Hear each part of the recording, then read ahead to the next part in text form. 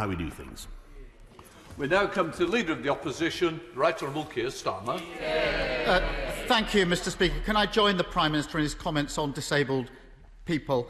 And like the Prime Minister, can I start with the fantastic news about the licensing of a vaccine? This pandemic has caused so much grief and so much loss, but we're now a big step closer to the end of the tunnel. And like the Prime Minister, can I express my thanks, those of everyone in these benches and across the House, to all the scientists who've worked on this and to everybody who's taken part in the trials. Delivering a vaccine fairly, quickly and safely will now be the next major challenge facing the country, and whatever our differences across this House, we've all a duty to play our part in this national effort and to reassure the public about the safety of the vaccine. Mr Speaker, this morning a priority list has been published for the first phase of the rollout. We understand that around 800,000 doses will soon be available, and that's good news. Because of the 2 doses that will be required, that means 400,000 people can be vaccinated in the first batch. So can the Prime Minister tell the House who does he expect to receive the vaccine next week? Prime Minister.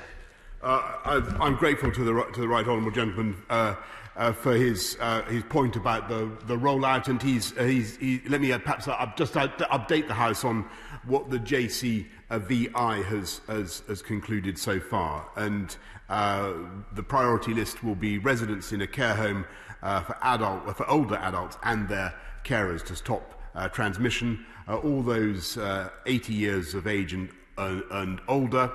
Frontline healthcare and social care workers, then all those of 75 years of age and over, then all those of 70 years of age and over, the clinically extremely vulnerable individuals, and then a list that I'm sure the House will want to study closely, but I believe does represent common sense. I think it is very important at this stage for us all to recognise that this is unquestionably good news. It's very, very good news. But it is by no means the end of the story. It is not the end of our national struggle against coronavirus. And that is why it's very important that the package of moderate but tough measures that the House voted for last night, the tiering system, is followed across the country, because that's how we will continue to beat the virus.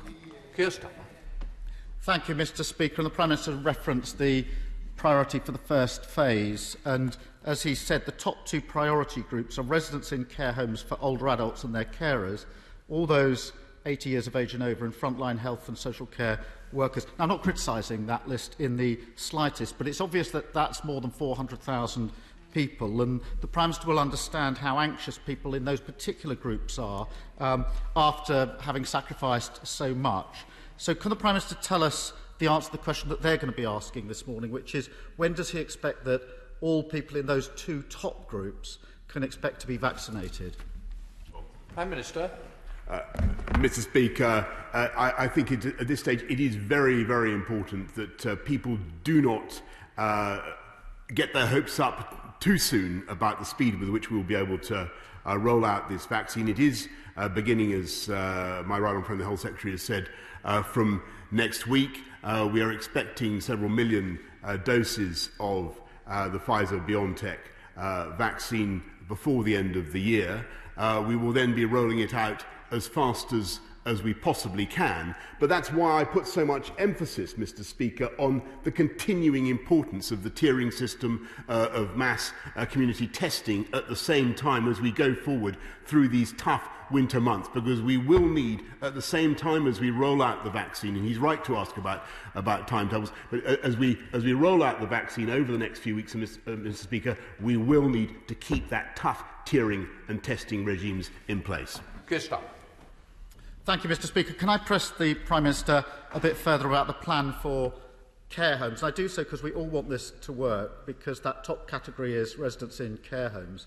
And that will obviously be a huge concern for many people. This morning, the Welsh Government has already raised some serious practical problems about the delivery of vaccines into care homes. That's bearing in mind the temperatures at which the vaccines have to be stored.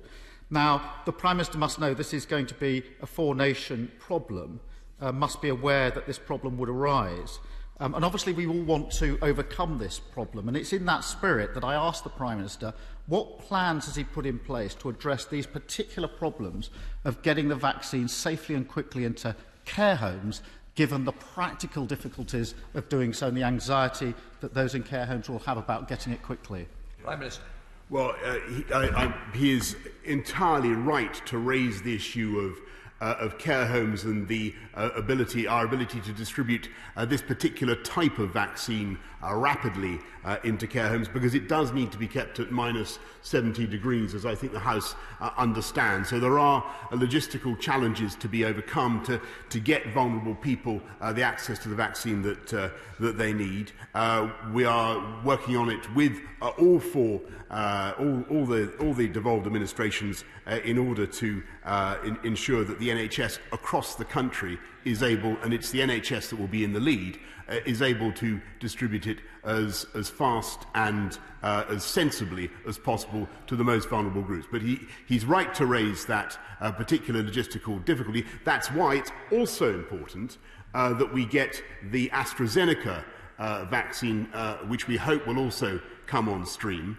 And while he's paying tribute to those who have been involved in the vaccines, perhaps he could also pay tribute to the work of the Vaccine Task Force, which secured the deal with Pfizer and which he, I think, criticised only a few weeks ago. Starmer. Well, I pay tribute to everybody who's got us this far, and we'll work with all of them to get us where we need to go next. This has to be something which we all pull together to deliver this as quickly and safely as possible over the next few months, and I've made that offer to the Prime Minister before, and I do it again. And it's really in that vein that I turn to the next question, which is public confidence in the vaccine, which is a real cause for concern, because that's going to be crucial to the success of getting this rolled out across the country, getting our economy back up and running.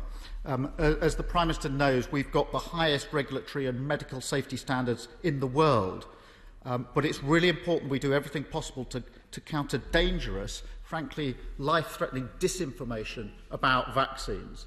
We on this side have called for legislation to be introduced to clamp down on this, with financial penalties for companies that fail to act. So will the Prime Minister work with us on this and bring forward emergency legislation in the coming days, which I think the whole House would support? Prime Minister. Well, Mr. Speaker, we are, of course, working to tackle all kinds of disinformation across the internet, and he's right to single out the anti-vaxxers and those who I think are totally wrong in their approach, and he's right to encourage take-up of vaccines across the country. And we'll be publishing a paper very shortly, Mr. Speaker, on online harms designed to tackle the very disinformation that he speaks of. Starmer.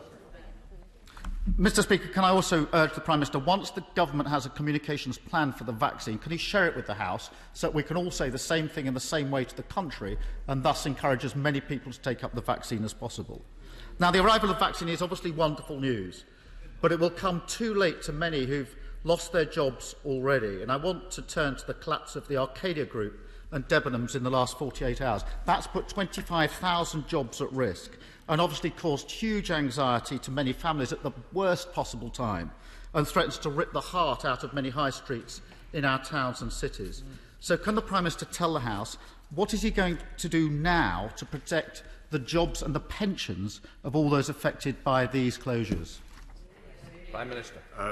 Mr. Speaker, we're looking at what we can do to protect all the jobs that are being lost currently across the country, and my right honourable friend, the Secretary of State for Business, Enterprise and Skills, has written to the Insolvency Service to look at the conduct of the Arcadia directors, and we will be doing everything we can to restore the high streets of this country with our £1 billion High Streets Fund and the Levelling Up Fund, Mr. Speaker. But I must say, I think it is a bit much that the right honourable gentleman should attack the economic consequences of the fight against coronavirus, when last night neither he nor his troops could be bothered to vote for measures, sensible, balanced measures that would open up the economy and allow businesses to trade, Mr. Speaker. How can he attack the economic consequences of our battle against coronavirus when he won't even support measures to open up the economy?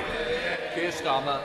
Mr. Speaker, when I abstain, I come to the House and explain. When the Prime Minister abstains, he runs away to Afghanistan and gives the taxpayer a £20,000 bill. Mr. Speaker, on the question of jobs, there are serious questions that need to be answered about the collapse of these businesses. And I don't want the Prime Minister to deflect from that and what it means for these many families, because this isn't an isolated incident. Over 200,000 retail jobs have been lost this year. That's 200,000 individuals and their families. 20,000 stores have been closed on our high street. And that's before the latest restrictions. Now, I suspect if we'd seen that scale of job losses in any other sector, there would have been much greater action already. So I urge the Prime Minister to take this seriously. Don't deflect.